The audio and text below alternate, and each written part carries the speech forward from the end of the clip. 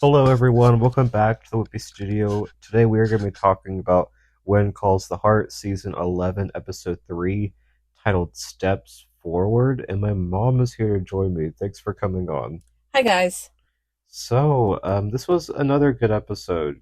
This has been a great season so far. I'm loving all of the storylines. What do you think of this episode? Yeah, I really enjoyed it. I just thought it was a perfect episode. It was a building Hmm. episode and a big setup for next episode, which seems like there's going to be a lot of drama in it with a certain someone coming to town. But but at the end we'll touch on that briefly. But I thought let's kind of start small then go big. So we'll start off. We have the women and they come together to make a daycare. It's a very small plot in the episode, but it's mostly to help Faith out, who Lily's like very stressful, and especially she already has a job, so it's like doing double duty, your career and being a parent. So thankfully the other women, they rally together to help her. And that was sweet. And then the ending scene was really sweet, where she says she wishes she had an aunt, Lily does, and Faith says, I can be your aunt. So what do you think of that scene? Definitely a tender moment. I thought that was really sweet to see Mhm. that relationship developing. Yeah, very sweet relationship, and it's just such a good role for Faith. I said that last week. Yeah, This suits is, her. yeah, Yeah, for sure. Um, we also have, and Henry's the one who dedicates a space, so that was sweet. yeah, he donated it. He So donated it, yeah. yeah, that's great. So I'm assuming at some point we'll see more daycare adventures in Hope Valley. I want to see like Florence and Molly dealing with like crying kids. That would be funny. Yeah, because Jack will be there, Lily And and Goldie, Goldie. So and then there'll yeah, probably be some other ones. probably, especially with the new resort, assuming there's going to be more kids in Yeah. town. Hmm. Um, but we also have Mike and May, and they're celebrating their 5 month anniversary. And honestly, with the way they're acting, I don't believe they've been together for 5 months. And I get that that's their personalities, that they're awkward and shy. But honestly, I don't think May was very awkward and shy when she first came to town. It seems like something that, like a bit of a personality change for her character. And last episode, I kind of understood it because, she was scared to enter a relationship because she still felt some kind of way about her husband. But in this episode, it's just, I mean, it's sweet, but also awkward that, like, they like almost kiss like two different times, and then like holding like their hands touching is like the biggest deal in the world, but they can't actually hold hands. But she does kiss his cheek, so I guess progress, like when they're on their date. But what do you think of them? Yeah, I mean it is cute. It is very slow, and I think Hickam is definitely really backward and awkward when it comes to relationships, Hmm. and more so than May. And maybe she feeds off of that awkwardness. I mean, she had to be the one that planned the date because he didn't have a clue what to do. So Hmm. yeah, hopefully he gains some what do I want to say? Confidence. Confidence, yeah, in his ability and relationship with her. I would So, hope so, especially if they're the ones getting married. At the way things are going right now, I can't see that at all. right, not yet, but I think I think this is going to be a turning point for them. I So, hope so. hmm Maybe next week they'll actually hold hands.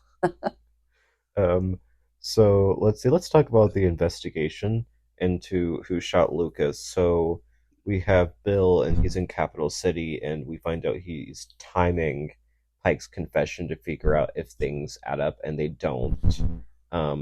We have Rosemary. She's still once in, and she tells him that she set up a phone call with Montague, and that really interests Bill, so he joins in on the call. And I mean, I don't think they should have been surprised that Montague revealed nothing and pretty much shut everything down. That's just the type of person he is. He wasn't gonna reveal anything, and they didn't get really any extra info on. yeah, that was no shock at all. I mean, we knew he would shut down as soon as she asked questions about it. So, yeah. So that was a dead end for sure. Um, but we also have Bill, and the weird thing is that I don't know why they're trying to be so insistent that Montague was the one who shot him, because I would just assume they would automatically think that he probably hired hitmen to do it. There was someone supposedly there was someone the shooter and then a getaway driver, two people involved, and it's possible Montague could have been the getaway driver, but I think it was two people, not him, and especially because he has an alibi. He has 100 people who were there at the night of Balfour's campaign event, which was, and there's a picture of him taking place after Lucas got shot. So it's confirmed that he wasn't there. So, but so it seems like at the end they've kind of come to the conclusion that he wasn't the one who shot him, but that he is still the mastermind behind it, which is what I've thought all along. It's kind of funny it took them this long to like put those pieces together. But what do you think of like these new clues about the investigation that we've gotten? I mean, I think it's good because it helps them to take steps forward in hopefully solving this mystery. So, Hmm. yeah. Do you still think Montague is the mastermind? I I mean, it seems like the only plausible at this point in the season. Hmm. So yeah, I would say yes, I think it is, and I think he probably wasn't there, but he would have the means to hire people to Hmm. do his dirty work for him. Yeah. We can't roll out that it's someone else from his past though, because we do have someone showing up next week that could be Right. connected to what happened, and that would be a twist. It just feels like the direction that they're going right now. Montague seems too obvious, and yeah. Um, that's very interesting. But let's just go ahead and move on to Lucas. So he is back in Hope Valley and he's working from there at the moment. We have Bill and Nathan, and they suggest that he gets added security for him. But Edwin and Lucas both shut that down, and they want to move on, because Pike's been arrested, and there's just no reason to be extra cautious. And Edwin in this moment was kind of a bit sketchy, but it's later on when I noticed more of that. But um, there's some tension between Lucas and Nathan too. Um, what did you think of that? Just it's not like really like huge tension, but like you can just see a little bit in their interactions. Yeah, there's some underlying tension there for sure, and understandably. Yeah.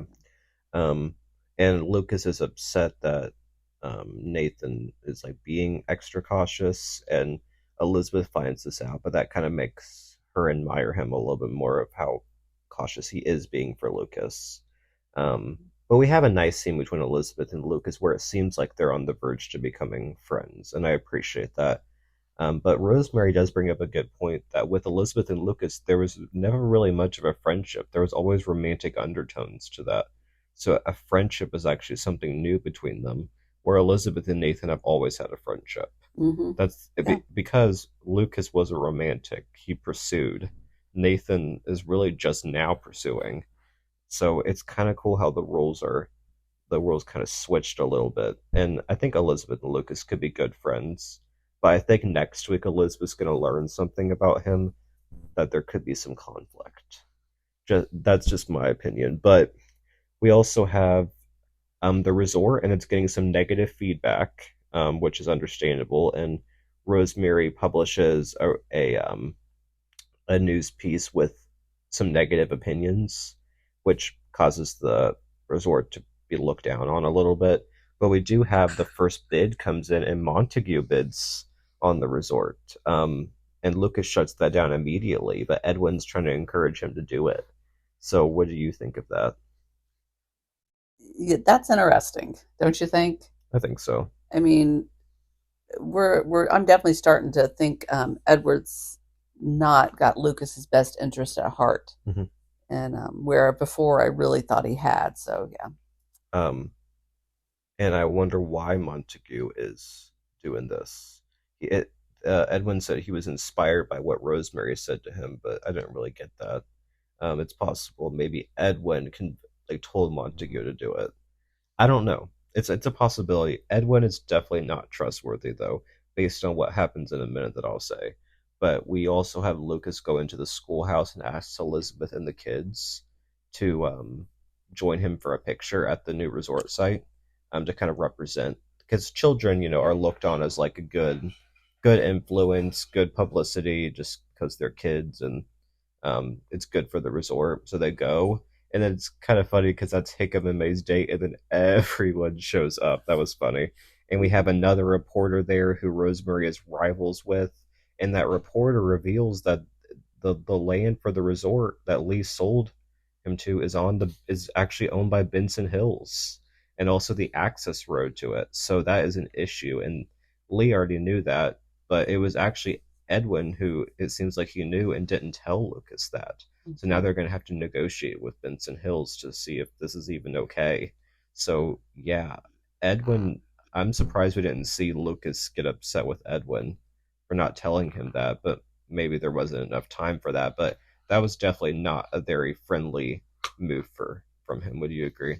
Yeah, definitely. I mean, once again, Edwin not having Lucas's best interest at heart.